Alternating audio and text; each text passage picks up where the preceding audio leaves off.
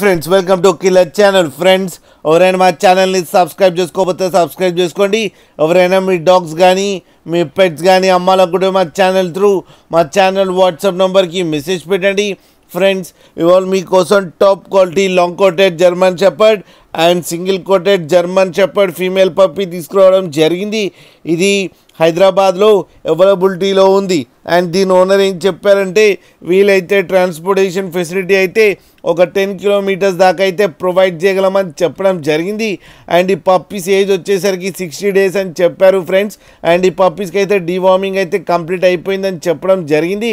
And long coated German shepherd puppy cost వచ్చి 17K అని చెప్పారు.